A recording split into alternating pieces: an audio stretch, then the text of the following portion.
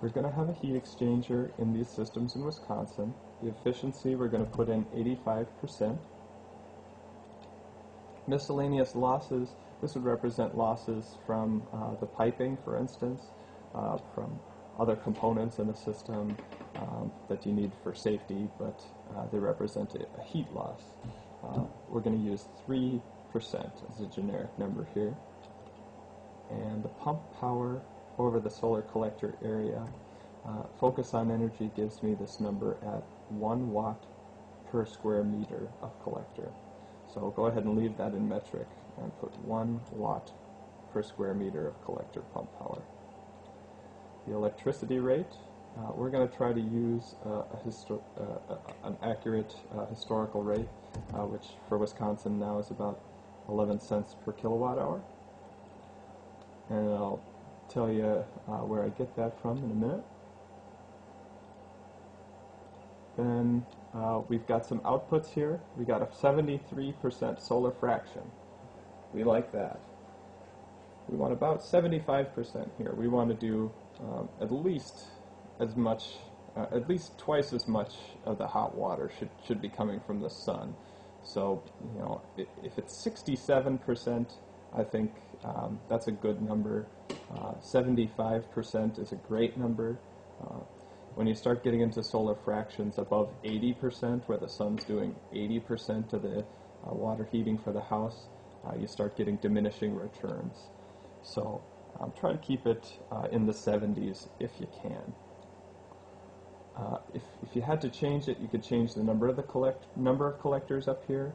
You could change the model of collector that you're using and specify a larger square footprint of collectors. The storage capacity affects the solar fraction somewhat, so you want to stick close to that 1-to-1 or 1-to-1.5 ratio.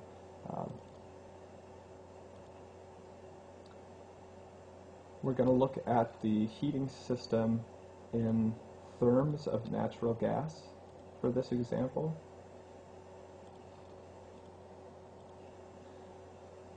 And we're going to look at a water heater with a seasonal efficiency of about 65%. And I put 0.65 there for 65%.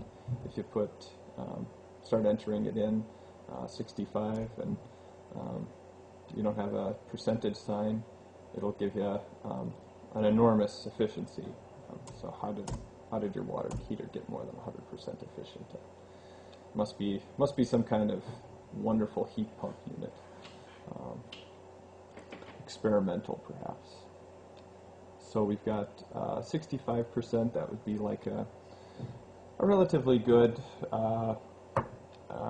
atmospherically vented water heater, which would be a relatively bad, inefficient water heater compared to like a direct vented unit or a power vented unit.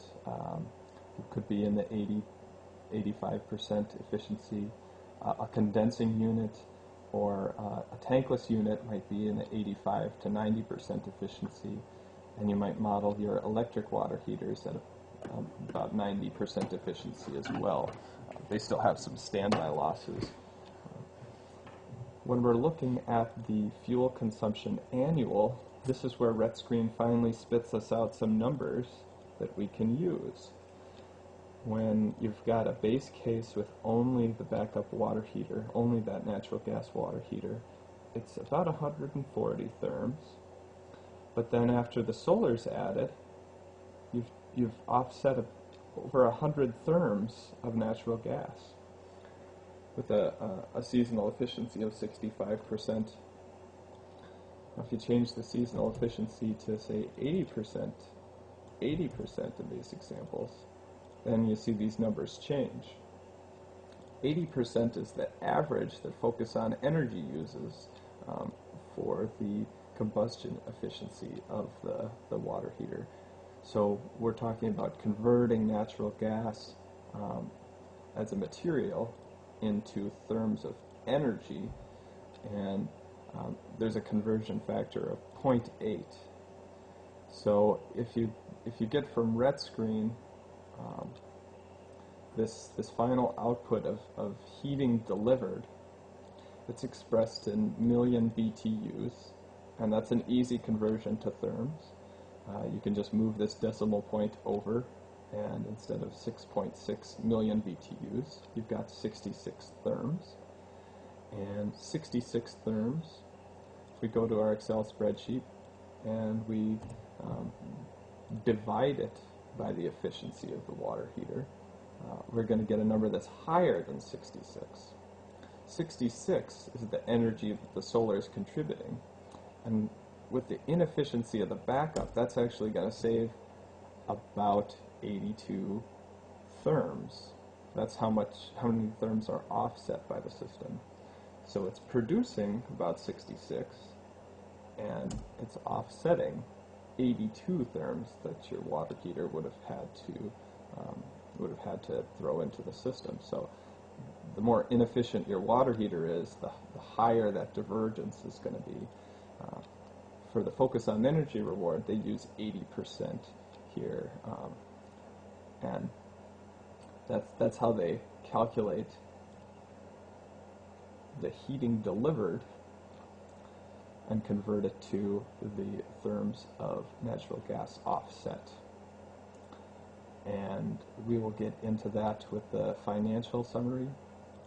We'll also use down here the fuel rate, and we'll look at a historical price around $1.10 per therm. It's actually dropped in 2009, and I have some data up here from EIA, the U.S. Energy Information Administration. I'll provide a link to this website where you can track the natural gas prices. Here's the 2000s over the last few years. These numbers are kind of small, but you can see we're in single digits in 2000. This is the price in dollars per 1,000 cubic feet. And there's another conversion here, a factor of 100, which would bring 1,000 cubic feet into therms. And instead of a price of $10.89 per 1,000 cubic feet, we're going to convert this to $1.09 per therm. That was the 2009 price that's recorded by the U.S. Energy Information Administration. And this is for Wisconsin price of natural gas delivered. You can see a historical rate that rises and droops, and you can see how volatile it's been in the 2000s.